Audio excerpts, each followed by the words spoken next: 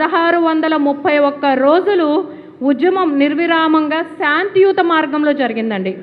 నిజంగా ఇవాళ అమరావతి విజయంలో క్రియాశీల పాత్ర మా మహిళామ తల్లులదే. ఇది వాస్తవం. శ్రీరాముడి పట్టాభిషేకం 2024లో జరిగింది చంద్రబాబు నాయుడు గారిది. అంటే కూడా ఆ ఉద్యమంలో ఆ పోరాటంలో కూడా అప్పుడు సైకోని ధైర్యంగా ఎదుర్కొంది కూడా మా మహిళలే. ఇది వాస్తవం, ఎవరు ఒప్పుకున్నా ఒప్పుకోకపోయినా. సో మహిళలు చేసే ఏ ఉద్యమం అయినా విజయాన్ని చేకూరుతుందండి. కాబట్టే ఇవాళ అమరావతి చట్టబద్ధత పొందింది. అమరావతిని దేశవ్యాప్తంగా పట్టాభిషేకం చేసినట్టు గౌరవించబడింది చట్టసభల్లో కూడా. రాజధాని ఏది అంటే నా రాజధాని, ప్రజా రాజధాని అమరావతి. మీ ముఖ్యమంత్రి దీన్ని ఇంకా ఇలానే మనం అందరం కూడా ఇంతే యూనిటీగా, ఇప్పుడు మనం గెలిచాము కానీ రాక్షసుడు శాంతం చావలేదు, ఇది మళ్ళీ మొదలవుతూ ఉండొచ్చు. కాబట్టి మనం ఏదైతే ఉద్యమం చేశామో అదే విధంగా మనం మళ్ళీ కూడా రాబోయే రోజుల్లో కూడా రాజకీయంగా మళ్ళీ చంద్రబాబు నాయుడు గారిని గెలిపించుకోవాలి. మన అమరావతిని ఇదే విధంగా దేదీప్యమానంగా ఆంధ్రులందరూ గర్వించదగ్గ రాజధానిని నిర్మించే అవకాశం మనమే సిబిఎన్ గారికి ఇవ్వాలి. ఇది మన అందరి బాధ్యత. నాకు ఈ అవకాశం ఇచ్చిన పెద్దలందరికీ కూడా నా హృదయపూర్వక ధన్యవాదాలండి. ముందుగా ఈరోజు ఈ కేంద్ర కార్యాలయంలో రాష్ట్రం నలుమూలల నుంచి వచ్చి దీన్ని మనం ఎప్పుడు పేపర్లో చూస్తాం, సోషల్ మీడియాలో చూస్తూ ఉంటాం. అట్లాంటిది ఈరోజు ఈ పెద్దలందరితో మరి ముఖ్యంగా ఈరోజు మూడు రాజధానుల బిల్లుని అడ్డగించి ఈరోజు మనకు అమరావతికి తెప్పించడంలో తన వంతు కీలక పాత్ర పోషించిన షరీఫ్ గారి పక్కన కూర్చొని షరీఫ్ గారిని చూస్తూ ఈ కార్యక్రమాన్ని జరుపుకుంటున్నందుకు మొదటగా మనందరం సంతోషపడాలి. రెండవది, భారతదేశ చరిత్రలో మాకు రాష్ట్రం కావాలి అనుకున్న ప్రతి రాష్ట్రవాసులకి కూడా రాజధాని లేకుండా రాష్ట్రం కావాలి అని అడిగిన ప్రతి వ్యక్తికి, ప్రతి రాష్ట్రవాసులకి కూడా రాజధాని లేకుండా పంపించారు. మన ఆంధ్రప్రదేశ్ రాష్ట్ర చరిత్ర వేరు. ఆంధ్రప్రదేశ్ రాష్ట్రంలో తెలంగాణ వాళ్ళు రాష్ట్రం కావాలి అన్నారు, ఆంధ్ర వాళ్ళు ఉమ్మడి రాష్ట్రం ఉండాలి అన్నారు. కానీ ఆనాటి ప్రభుత్వం తెలంగాణకు హైదరాబాద్ని ఇచ్చివేసి కలిసి ఉండాలి అని అన్న మన ఆంధ్రులకి అన్యాయం చేశారు. అంటే మొదటి నుంచి మనకు అన్యాయం జరుగుతూ ఉంది. ఈ నేపథ్యంలో ఆంధ్రప్రదేశ్ రాష్ట్రంలో సంక్షోభం వచ్చిన ప్రతిసారి ప్రజలు ఎవరి వైపు చూశారు, ఏ నాయకుడి వైపు చూశారంటే చంద్రబాబు నాయుడు గారి వైపే చూశారు. అందుకే 2014లో రాష్ట్ర విభజన సమయంలో మరలా రాష్ట్ర ప్రజలు ఎవరి వైపు చూశారంటే ఆ విజనున్న, ఆ సమర్థవంతుడైన బాబు గారి వైపే చూశారు. బాబు గారు 2014లో నవ్యాంధ్రప్రదేశ్కి ముఖ్యమంత్రి అయిన తరువాత రాష్ట్ర రాజధాని ఎక్కడుండాలి అని ప్రశ్నిస్తే రాష్ట్ర రాజధాని అనేది మన ఆంధ్రప్రదేశ్లో 3 ప్రాంతాలు ఉన్నాయి. అటు రాయలసీమ, ఇటు దక్షిణాంధ్ర, అటు ఉత్తరాంధ్ర.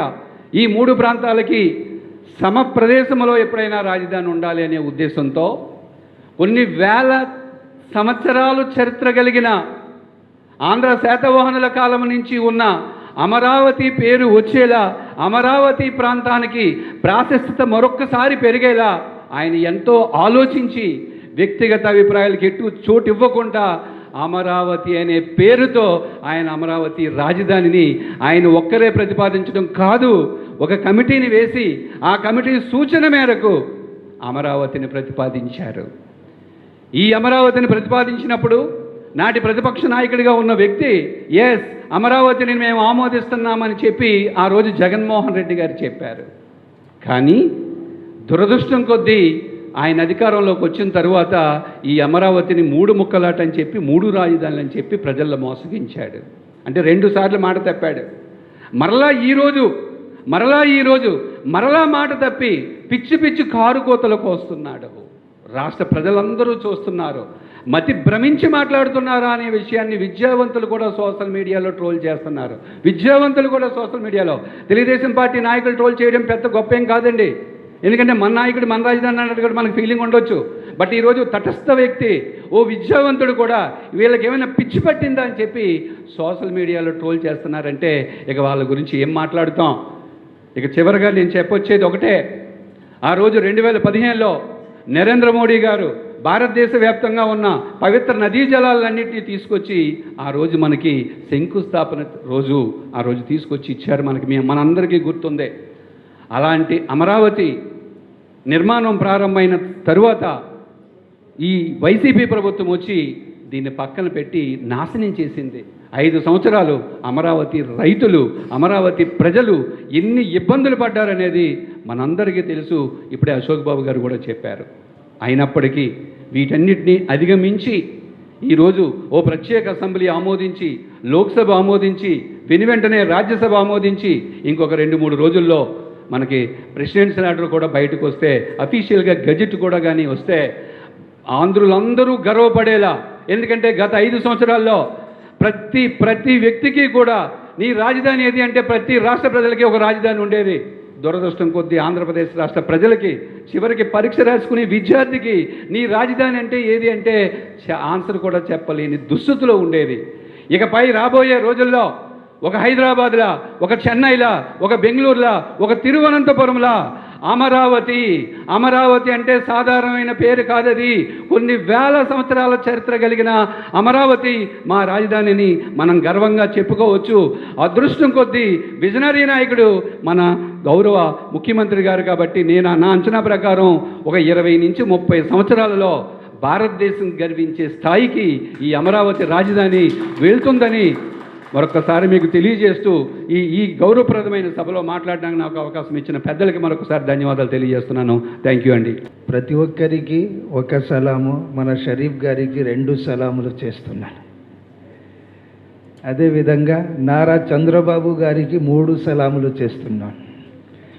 అమరావతికి త్యాగాలు చేసి భూములు కేటాయించిన రైతులకి కూడా 2-3 సలాములు చేస్తున్నాను. ఆఫ్టర్ బైఫర్కేషన్ 10 సంవత్సరాలు హైదరాబాద్లో ఉండవచ్చు, అక్కడి నుంచి పరిపాలించవచ్చు. కానీ నా రాష్ట్రం, నా తెలుగు జాతి, నా ప్రజలు ప్రతి ఒక్కరూ సంతోషంగా ఉండాలి, రెవెన్యూ జనరేట్ కావాలి అంటే ప్రత్యేకంగా ముఖ్యంగా ఇమ్మీడియట్లీ రాష్ట్రానికి రాజధాని కావాలి, అమరావతి కావాలి అని. నాకు సుఖం వద్దు, నా రాష్ట్ర ప్రజలకి సుఖం ముఖ్యం.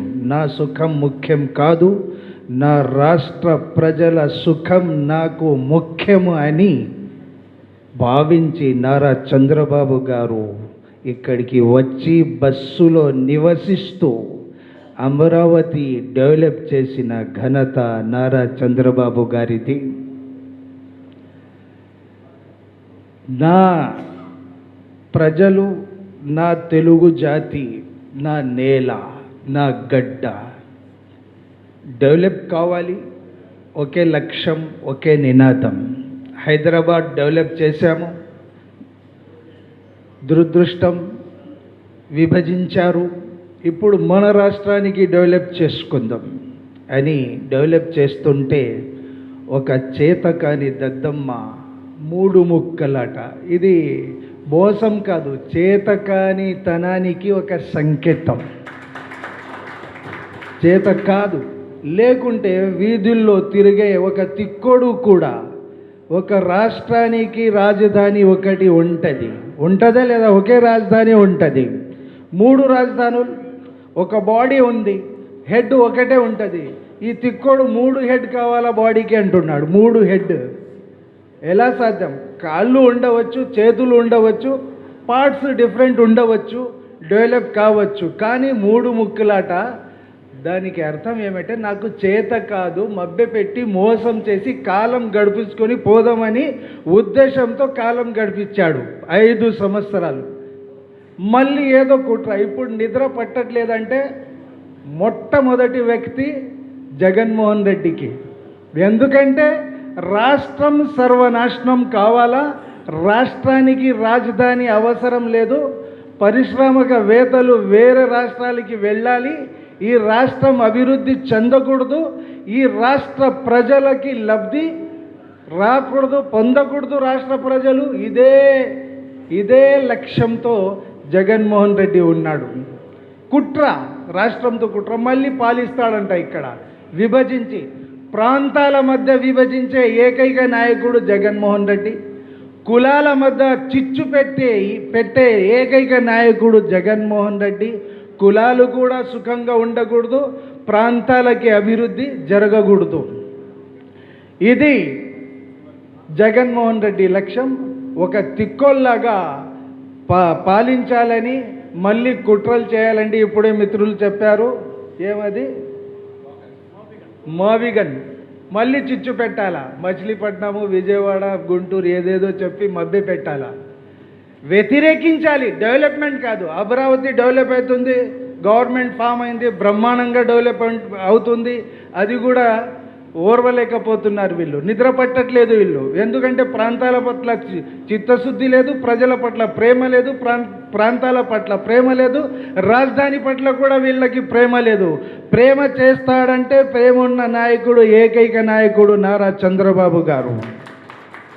అభివృద్ధి కావాలి అని కోరుకునే నాయకుడు, ఏకైక నాయకుడు చంద్రబాబు నాయుడు గారు. రాష్ట్రంలో అభివృద్ధి మనం త్యాగం చేశాము, భూములు కేటాయించామని రైతులు, అమరావతి రైతులు ఎన్ని కష్టాలు పడ్డారు. వాళ్ళు ఎన్ని కష్టాలు ఎదుర్కొన్నారు. వాళ్ళ ఆహారంలో మన్ను విసిరేశారు, రాళ్లతో దాడి చేశారు, పాదయాత్ర చేస్తుంటే దాడి చేశారు.